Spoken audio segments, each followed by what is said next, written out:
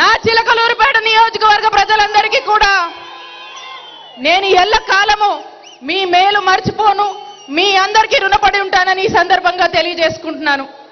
ఇదే వేదికగా పెద్దలు సాయిరెడ్డి గారు ఉన్నారు, మన నియోజకవర్గానికి ఈరోజు వచ్చారు.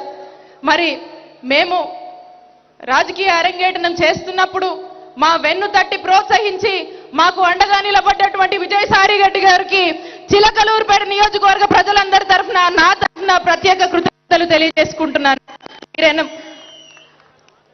అలాగే మన నియోజకవర్గంలో ఇప్పుడు మనం మాట్లాడుకుంది ముఖ్యమంత్రి గారు అనుకున్నది మీ అందరూ కూడా నిరూపించారు, ఒక బీసీ మహిళను గెలిపించి. అలాగే ముఖ్యమంత్రి గారు ఒక మంచి పదవులు ఇచ్చి, మంత్రి పదవినిచ్చి, మరి మీ అందరూ చూపించినటువంటి ప్రేమ చల్లటి దీవెనల వల్ల ముఖ్యమంత్రి గారి ఆశీస్సులతో ఈరోజు వైద్య ఆరోగ్య శాఖ మంత్రిగా మీ ముందు నిలబడి మాట్లాడుతూ ఉన్నాను. సామాజిక సాధికారత గురించి మనం మాట్లాడాల్సి వస్తే ఇదే మన చిలకలూరిపేట నియోజకవర్గంలో మన మున్సిపాలిటీలో ఎప్పుడూ కూడా చరిత్రలో మనం చూడలేదు. ఓసీకి రిజర్వ్ అయితే, ఓసీ జనరల్ అయితే ఏ రిజర్వేషన్ కూడా లేకుండా మనము రఫానీ అన్నకు ఒక మైనారిటీకి ఈరోజు మున్సిపల్ చైర్మన్ గా చిలకలూరిపేట చరిత్రలో మనం ఇచ్చుకోగలిగాము. ఇది సామాజిక సాధికారత.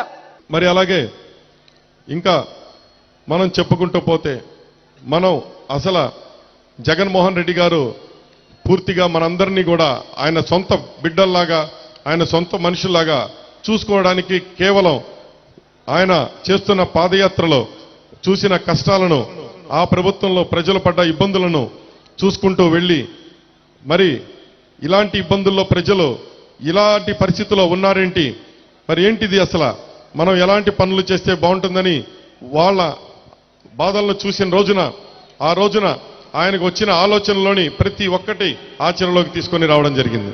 మరి ఈరోజు ఈ సభా వేదిక మీదుగా నాకు ఈ అవకాశాన్ని ఇచ్చి మరి పూర్తిగా